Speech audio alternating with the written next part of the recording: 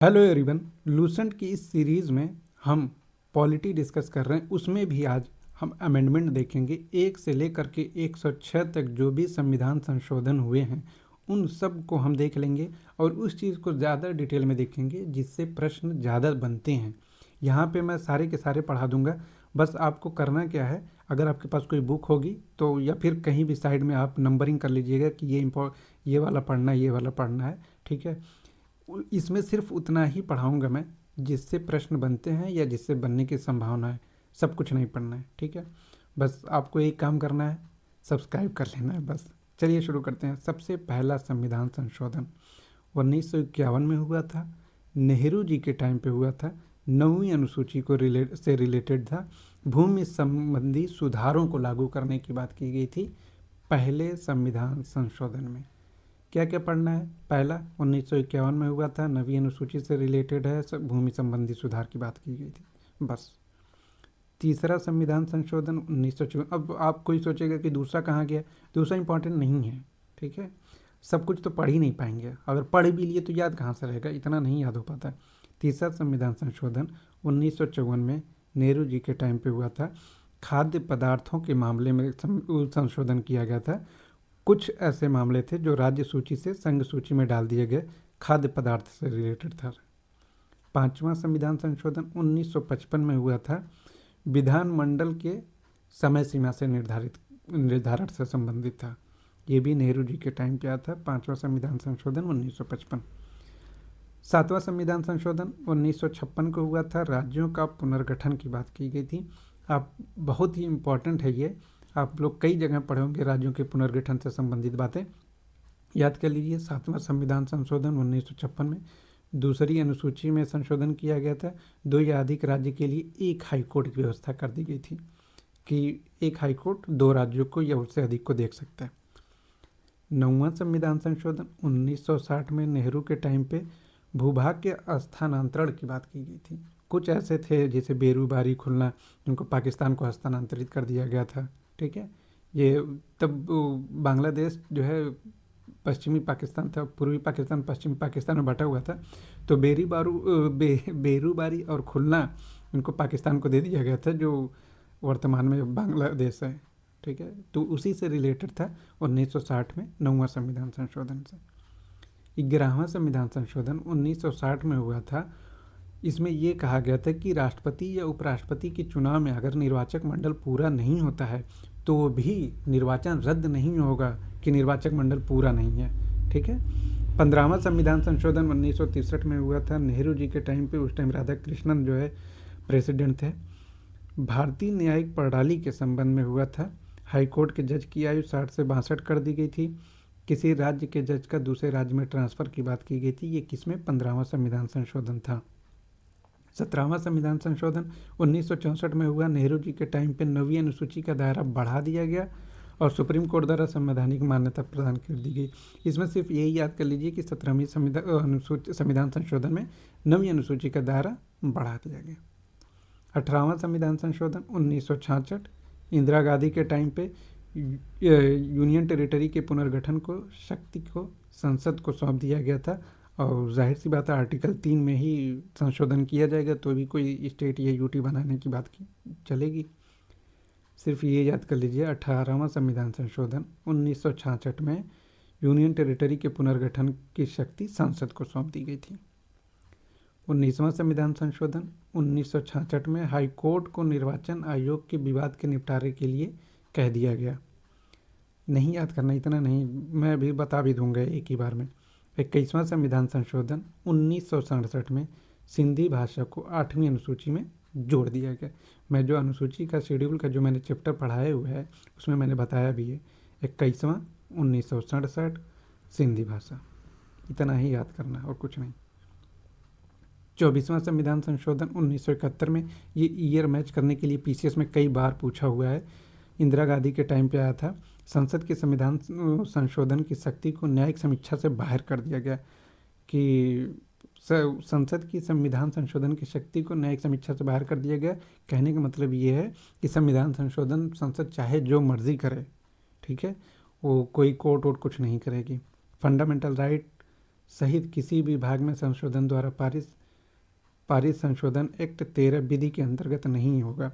ये जब मैं फंडामेंटल राइट बताऊंगा तब आपको पढ़ाऊंगा कि विधि किसको मानते किसको नहीं मानते। 25वां संविधान संशोधन 1971 में कहा गया कि डीपीएसपी ज़्यादा बड़ा है फंडामेंटल राइट से। ये याद नहीं करेंगे तो भी चलेगा। 26वां 1971 में हुआ था। देशी राज्यों के भूतपूर्व नरेशों के विशेषाधिकारों तथा प्रीवी पर्स सुविधाओं को समाप्त करना था। प्रीवी पर्स ये जब आप डीपीएसपी में पढ़ाऊंगा ना उसमें बता दूंगा कि क्या होता था कि जो राजाओं के जो अपने वो होते थे ना एरियाज़ होते हैं उनके लिए एक तरीके का विशेष उपबंध था जिसको समाप्त कर दिया गया था इंदिरा गांधी के टाइम पे। 35वां 36वां संविधान संशोधन बहुत इंपॉर्टेंट है। 1975 में सिक्किम को राज्य का दर्जा दे दिया गया था, सिक्किम को अपने में मिला लिया गया था। 38वां संविधान संशोधन 1975 में हुआ था। आपातकाल की घोषणा तथा अध्यादेश को न्यायिक समीक्षा से बाहर कर दिया गया था। 39वां संविधान संशोधन 1975 निर्वाचन संबंधी मामले सुप्रीम कोर्ट की न्यायिक अधिकारिता से बाहर कर दिया गया था। 39वां संविधान संशोधन 1975 में निर्वाचन चुनाव से संबंधित मामले सुप्रीम कोर्ट की न्यायिक अधिकारिता से बाहर कर दिया गया। अब आ जाता है अब तक का सबसे इम्पोर्टेंट 42वां संविधान संशोधन 1976। ये थोड़ा लंबा है, थोड़ा सांस थाम करके पढ़िएगा। ये इसको 42वां संविधान संशोधन को मिनी कॉन्स्टिट्यूशन भी कहते हैं क्योंकि इतने संशोधन कर दिए गए थे छोटी से छोटी बड़ी से बड़ी चीज़ों में। जाहिर सी बात है आपको पता ही होगा, फिर आपातकाल का टाइम आ जाएगा। संशोधन क्या हुआ था? स्वर्ण सिंह समिति के आधार पर उद्देशिका में 3 नए शब्द जोड़े गए थे। ये तीनों शब्द आपको ऐसे ही याद होने चाहिए: समाजवाद, धर्मनिरपेक्ष और राष्ट्र की अखंडता। आपको मालूम ही होगा भाग 4 में आर्टिकल 51A में ये रखा गया था। राष्ट्रपति मंत्रिपरिषद की सलाह मानने के लिए बाध्य है। ये कब कहा गया? 42वें संविधान संशोधन 1976 में कि राष्ट्रपति मना नहीं कर सकता कि हम आपातकाल लगा रहे हैं या कुछ भी कर रहे हैं। तो आर्टिकल 323A जोड़ा गया जो प्रशासनिक अधिकरण के लिए जोड़ा गया था एडमिनिस्ट्रेटिव ट्रिब्यूनल के द्वारा। आर्टिकल 323A में क्या रख दिया गया? प्रशासनिक अधिकरण रख दिया गया। संविधान संशोधन को न्यायिक समीक्षा से बाहर कर दिया गया।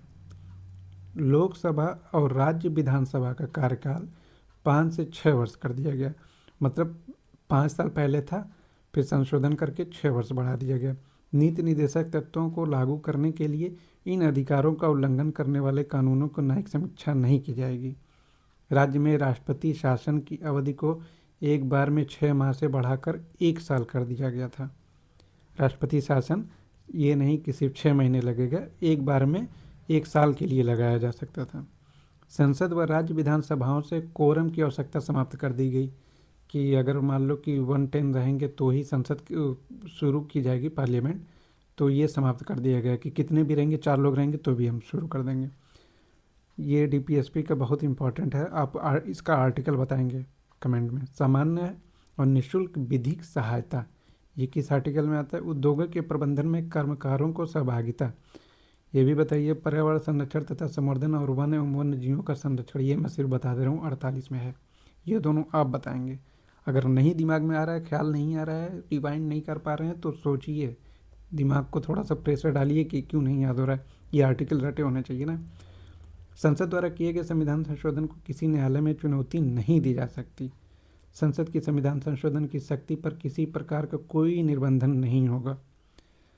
ये बहुत इंपॉर्टेंट केस है मिनर्वा मिल्स बनाम भारत संघ 1980 में। यहीं से मूल ढांचे की संकल्पना आई थी, मूल ढांचा नहीं आया था। इस बात को ध्यान रखिएगा कि प्रश्न ये पूछेगा ना कि मूल ढांचे की संकल्पना कहाँ से शुरुआत हुई? मिनर्वा मिल्स से 1980 में। ये 42वां संविधान संशोधन 1976 बहुत ही इंपॉर्टेंट है, इसका आप स्क्रीनशॉट लेके रख लीजिए, 2-4 बार देख लीजिएगा, क्लियर हो जाएगा। अब 44वां संविधान संशोधन 1978 में जब आया मोरारजी देसाई के टाइम पे, तो पूरी 42वें संविधान संशोधन में जो जो करा गया था, जो लगा कि गलत किया गया था, उसको फिर से सही किया गया, अपडेट किया गया था। ये हुआ था देसाई जी के टाइम पे, मोरारजी देसाई।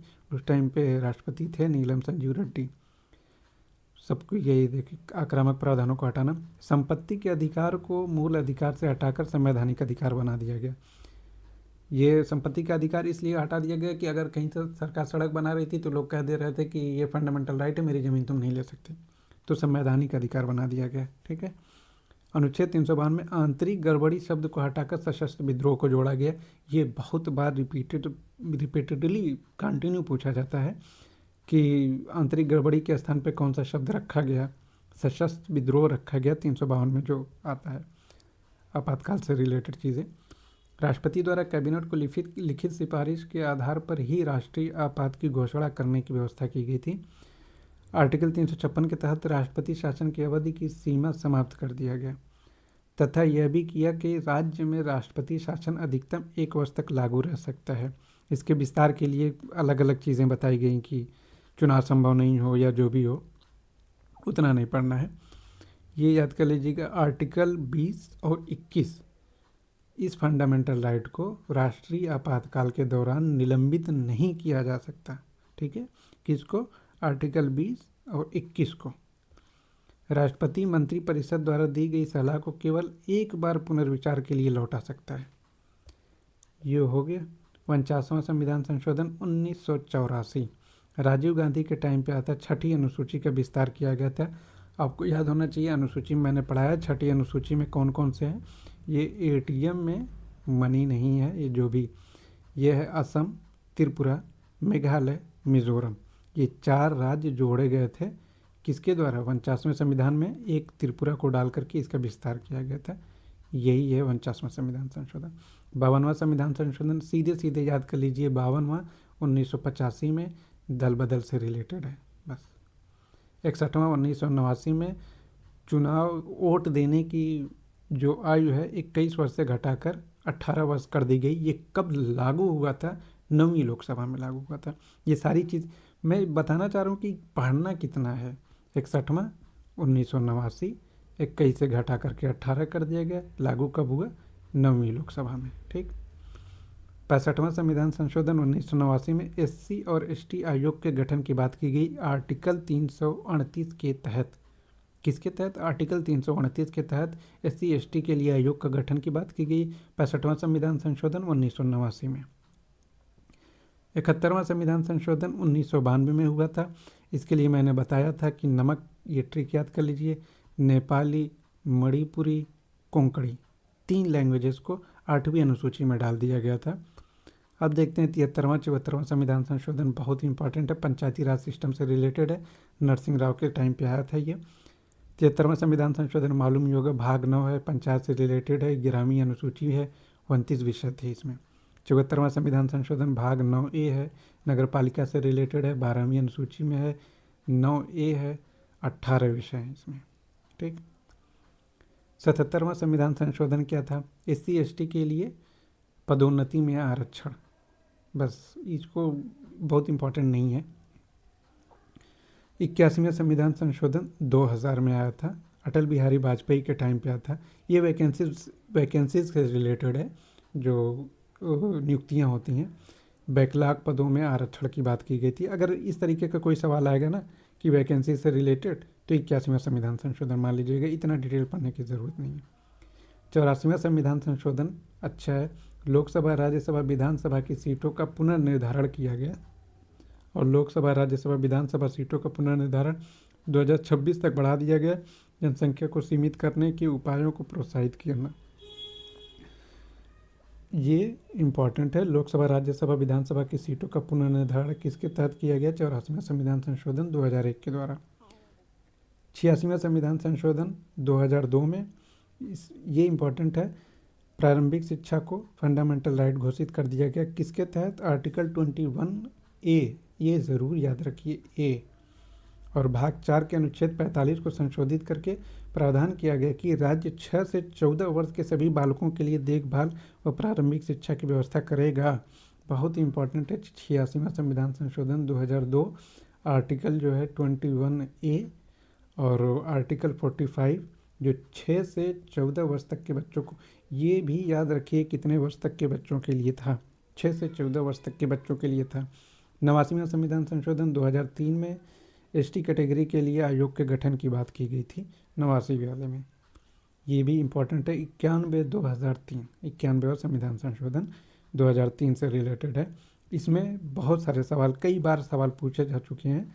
इसमें ये किया गया कि जो लोकसभा और विधानसभा के जो कोई पार्टी जीत के आएगी तो उसमें मंत्री जो बनेंगे ना वो 15% से अधिक नहीं होंगे, और उसमें चाहे मुख्यमंत्री होगा चाहे प्रधानमंत्री, वो इंक्लूड होगा 15% में।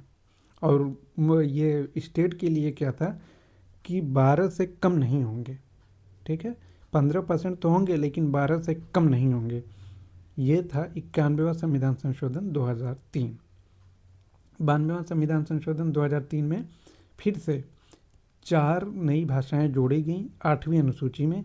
इसके लिए मैंने बताया था SDM, यहाँ बी रख लीजिए। ये थी संथाली, डोंगरी, मैथिली SDM, और बी बोडो। ये 8वीं अनुसूची में जोड़ी गई। याद है ना, 21, 71, 92। बताइए, ये था ये भाषा से संबंधित।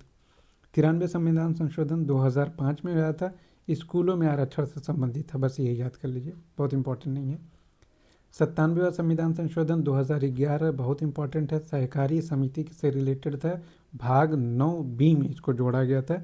सहकारी समिति मालूम है ना, कोऑपरेटिव सोसाइटीज़।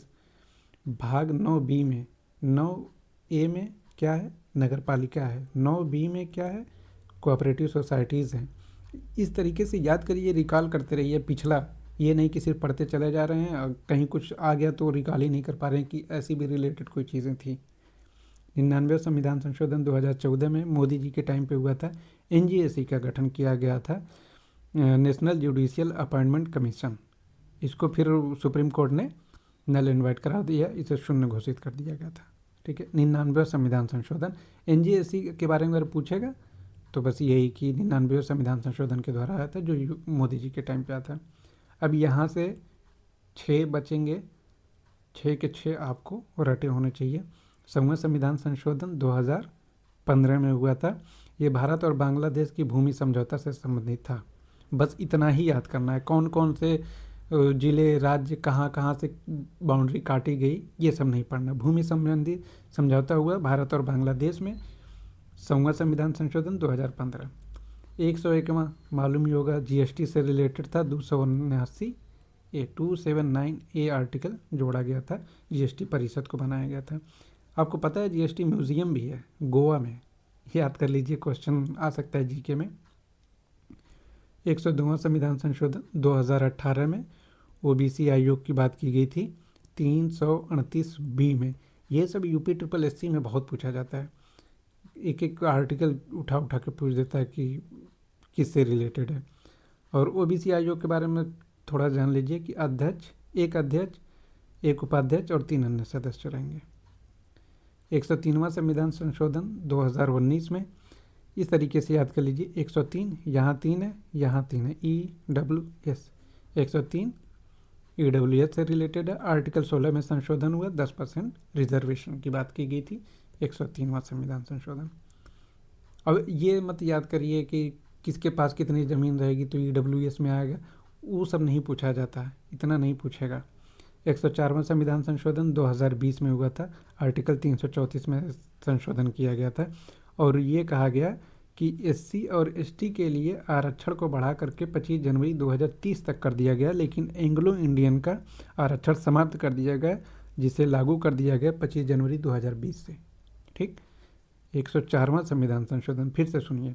आर्टिकल 334 में संशोधन किया गया, लोकसभा और विधानसभा में SC ST के आरक्षण को 10 साल और बढ़ा दिया गया 25 जनवरी 2030 तक, लेकिन एंग्लो इंडियन के आरक्षण को समाप्त कर दिया गया और ये कब लागू हुआ, 25 जनवरी 2020 से, ओके। 105वां संविधान संशोधन 2021 में किया गया, राज्यों को सामाजिक और शैक्षणिक रूप से पिछड़े वर्गों की पहचान करने और उनकी अपनी सूची बनाने की शक्ति बहाल करने। बेसिकली इसका कहने के एक लाइन में मैं बता दूं कि जो ये होता है ना SC, EBC और OBCs के लिए कौन कौन से लोग किस में आएंगे, इसका जो फैसला करना है वो राज्य करेगी, उससे रिलेटेड 105वां संविधान संशोधन। 106वां संविधान संशोधन 2023 में हुआ था, जिसको ये कहा जाता है नारी शक्ति बंधन अधिनियम। ये कह करके पास कराया गया था। ये स्पेशली ये नाम याद रखना, 106वां संविधान संशोधन 2023। इसमें क्या कहा गया कि 1/3 जो है आरक्षण महिलाओं को दिया जाएगा, किस में, संसद में और राज्य विधानसभाओं में। ठीक है, और इसका डिटेल पढ़ने की ज़रूरत नहीं है। 1/3 का मतलब अगर 100 सीटें हैं तो 33 सीटें महिलाओं के लिए आरक्षित रहेंगी, किसमें, विधानसभा में, लोकसभा में सीटों का। ये हो गया पूरा 1 से 106 तक। एक बार मैं आपको बता दूं कि इसमें जो भी चीज़ें इंपॉर्टेंट है आपको उसको कहीं लिख लेना है और बार बार पेज पलट पलट के देख लेना है, और मन करे तो ये लेक्चर भी लगा लीजिएगा। ठीक है, एक बार में याद नहीं होगा क्योंकि बहुत सन है, बहुत सारी चीज़ें हैं, आपको बार बार रिकॉल करते रहिए। मन करे तो कहीं से भी अगर आपको किताब मिल जाए तो अच्छी बात है, नहीं तो इसमें गलती की गुंजाइश तो नहीं है। मैंने बहुत अच्छे से पढ़ के कई बार बना करके तब देखा है। खैर चलिए, अगर आपको पसंद आएगा तो प्लीज़ सब्सक्राइब कर लीजिएगा, लाइक कर दीजिए, कमेंट कर दीजिए। Thank you.